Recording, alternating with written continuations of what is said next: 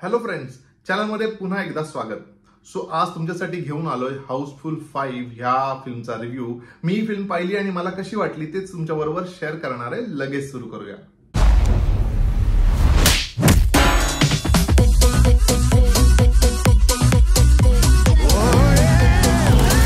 So trailer बघितल्यानंतर आपल्याला माहिती होतं की ही फिल्म एक किलर कॉमेडी, असं जे मेकर्स म्हणत होते. किलर कॉमेडी म्हणजे एक मर्डर मिस्ट्री प्लस एक कॉमेडी अशी ही फिल्म असणार आहे, जिची प्रोडक्शन व्हॅल्यू खूप जास्त म्हणजे ऑलमोस्ट 350 करोड आहे आणि जिच्यामध्ये मोर दॅन 20 असे ऍक्टर ऍक्ट्रेसेस आहेत जे ह्या फिल्ममध्ये काम करणार आहेत. आणि त्यामुळेच ह्या फिल्म कडून खूप जास्त एक्सपेक्टेशन देखील होत्या. आणि त्यात अशी ही एकमेव फिल्म आहे जिचे 2 क्लायमॅक्सेस आहेत. ओके, पण मी जी फिल्म पाहिली ती 5A पाहिली आणि खरं तर आता 5A पाहिल्यानंतर दुसरी 5B बघण्याची इच्छा माझी नाहीये, कारण मला एक साधारण अंदाज आलाय की 5B मध्ये काय असू शकतं. ओके, सो हे सगळं एक्सपेक्टेड असताना जेव्हा ऍक्च्युअल फिल्म मी पाहिली तर माझ्या वाट्याला खरं तर खूप जास्त निराशा आली आहे.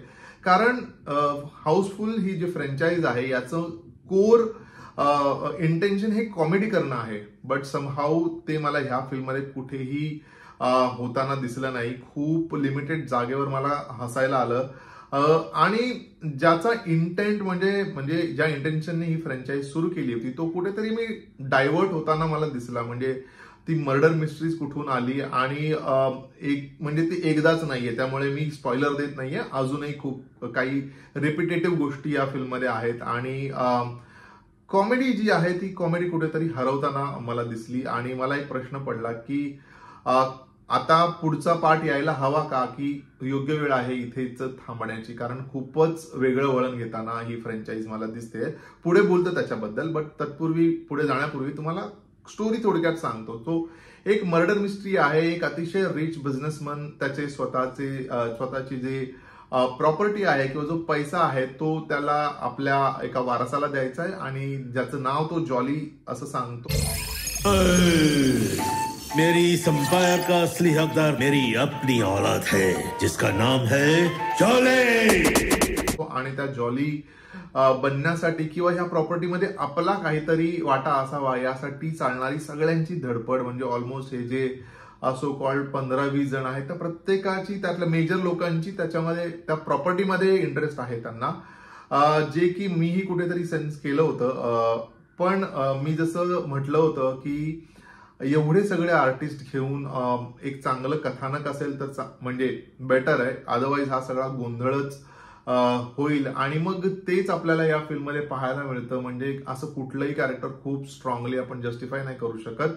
बट थोडक्यात सांगायचं तर हीच मर्डर मिस्ट्री सॉल्व्ह करायची स्टोरी एका कॉमेडी पद्धतीने, ज्याच्यात बिलकुल कॉमेडी नाहीये, अशा पद्धतीने दाखवायचा प्रयत्न या मेकर्सने केलाय. 59 बिलियन पाउंड्स का एम्पायर और 14 लोग, खून तो होना ही था.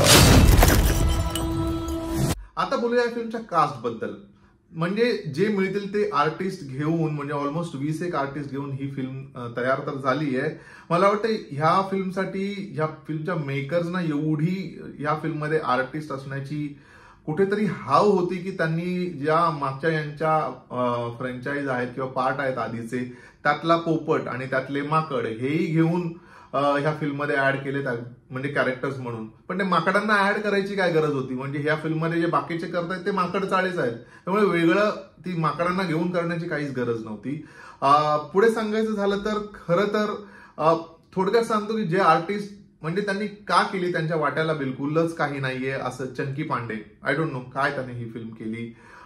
श्रेयस तळपदे, श्रेयस तळपदे एका काय म्हणतात ना, एका चांगल्या पोझिशन मध्ये सध्या आहे. पुष्पामुळे त्याला जे फेम मिळालंय किंवा एकंदर त्याचं काम पाहता, बट या फिल्ममध्ये त्याचा रोल बघाल ना तर खरं तर मी डिसअपॉइंट झालो श्रेयस तळपदेला पाहून.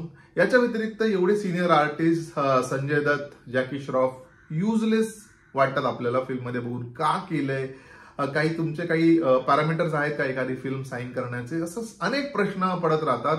खूप मोजक्या जागी आपल्याला हसायला येतं. आणि ह्या व्यतिरिक्त ह्या फिल्म मधल्या ज्या फिमेल ऍक्ट्रेसेस आहेत, ओके, पहिला पडलेला प्रश्न, चित्रांगदा सिंग जी खूप चांगलं पोटेन्शियल असणारी आर्टिस्ट आहे, तिने ही फिल्म का ऍक्च्युअली केली. त्या व्यतिरिक्त ज्या मुली आहेत किंवा ज्या ऍक्ट्रेसेस आहेत त्यांना फक्त, sorry to use this word, but literally skin show करण्यासाठी इथे ठेवलेलं आहे. त्यांचे कॉस्ट्युम्स, त्यांचं ओव्हरऑल जो अपीअरन्स आहे ना, तो कुठेतरी ह्याच म्हणजे ना खूप शो ऑफ करण्याच्या कडे जाताना आपल्याला दिसतो. ओके, वेल, आता कॉमेडी बद्दल बोलायचं झालं ना, तर फिल्ममध्ये कॉमेडी कमी आणि काय म्हणतात ना, बिलो द बेल्ट जे जोक्स असतात ते जास्त आहेत.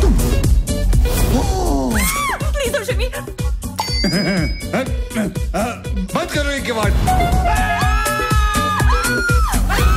डॉक्टर खेल रहे थे हैं? वो नर्स है, साले इंजेक्शन लगा रहा था उसको. That is another disappointing factor.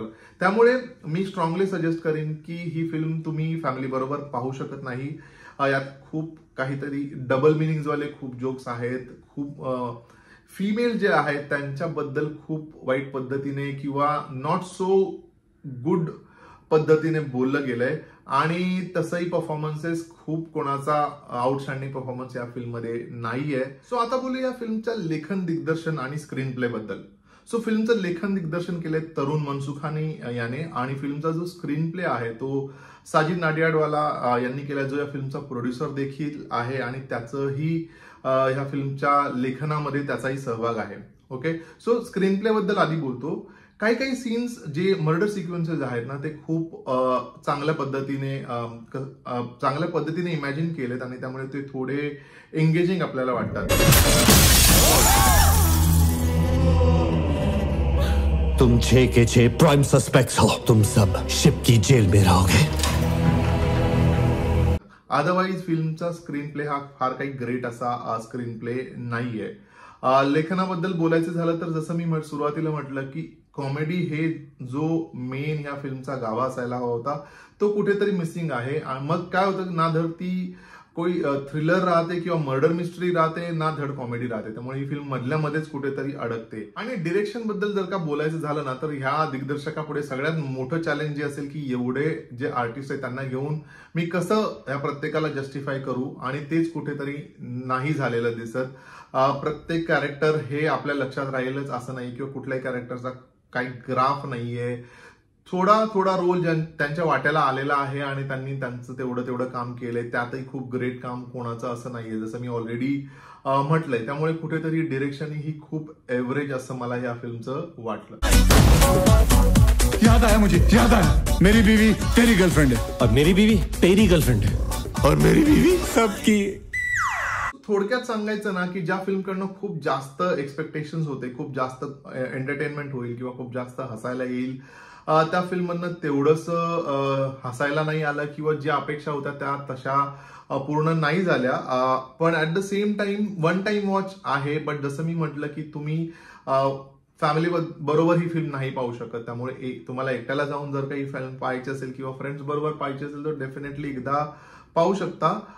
पण not so great film that I would say. So मी या फिल्मला देतोय 2.5 स्टार्स. सो फ्रेंड्स, हा होता माझा म्हणजे रवीचा view on film house full 5A. तुम्ही ही फिल्म पाहिली आहे का, आणि पाहिली असेल तर तुम्हाला कशी वाटली मला कॉमेंट करून सांगा. माझा रिव्ह्यू, माझा व्हिडिओ तुम्हाला कसा वाटला हे देखील मला कॉमेंट करून सांगा. व्हिडिओ आवडला असेल तर लाईक करा, इतरांबरोबर शेअर करा, चॅनलला सबस्क्राईब करा. आपण भेटूया पुढच्या रिव्ह्यू मध्ये. तोपर्यंत स्टे ट्यून्ड.